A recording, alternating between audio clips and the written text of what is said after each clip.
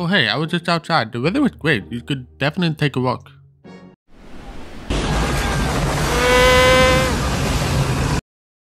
You know that feeling when you've been indoors the whole day? Oh, another day, same thing. Did I do anything today? Wait, what day is it? Thursday? No, Wednesday. I have therapy sessions every Monday, and that was like yesterday. Was that today? Crap feeling, I know! I've experienced this more times than I'd like to admit, which on the flip side means I've broken away from this curse as many times. Which reminds me of this one time me and my friend Oscar decided to walk 100,000 steps in a day. We divided the plan and calculated that we'd be walking 60 kilometers. What's that, like 3 miles? No, it's actually 37 miles. It's only walking though. How hard could that be? The plan was to walk until we reached the quota and then take a public transit back. Thing is, the path is not always walkable, so yes, we sometimes walk by the highway with cars. And other times we walk by farms. One of the farms had cows. My friend got the brilliant idea to give them a singing performance, for whatever reason. What are they doing? Gently down the stream. What is going on? Life is but a dream. Oscar gave us rules to follow when walking this long distance, but I only remember 2. One is, if you ever found yourself walking by a car road, walk on the opposite side because you don't want to get shot in the face by a stone. How and why, you may ask? Because of this. Vroom vroom vroom vroom. Okay, I did a bit of research and I found that you need to walk on the left side, but not because of the stone, but because you need to see the oncoming traffic. So if you're British, you gotta walk on the left side. I mean, the right. The second rule is whenever we stop for a break to eat or pee, we need to do it quickly, because if we don't, lactic acid will get produced and at that point, it'll be over for us. At this point, we're only halfway through and we're already having thoughts of giving up. My whole lower body is in pain by walking.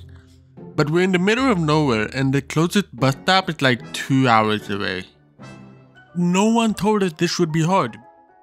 I started to have flashbacks where my biology teacher said that certain tree barks are used to ease pain and reduce inflammation. The only tree I remember him mentioning was weeping willow, which turns out to be true. I was now on a side quest of finding willow. About 30 minutes later, I found one that resembled a weeping willow. Oscar told me it's not a weeping willow, but nothing could stop me at that point. I ripped that bark off and started to chew on it. And it was bitter. It did not hurt. In fact, my throat started to hurt. So now I've got more problems. That's no weeping willow, because no willow would do that. I feel like I went through all the 7 stages of grief during that trip, because there came a point where I just accepted this sense of impending doom. It's hard to describe exactly how it feels unless you've been through it yourself. Like at some point, Oscar was determined to give up and call it off, but how are we gonna do that? We're like hours away from the closest civilization. That's when you truly realize that you got no other choice but to keep on walking. Having barely functional legs, close to no cellular signal, and being in the middle of nowhere will certainly make you not care about anything but the moment. One thing I noticed in retrospect was how fast you run out of things to talk about. Which I'm not used to. I mean, when I'm with my friends, we always have things to talk about. However, in this trip, we ran out of things to talk about within 3 hours. So yes, the majority of the trip was just silence. I will however say that towards the end, we did talk about how we're gonna make it out alive. Hey Jacob, if I die, make sure to tell my parents I love them, and my cat, I need water. Here you go. We got to like 45 kilometers and I'm quite proud of that.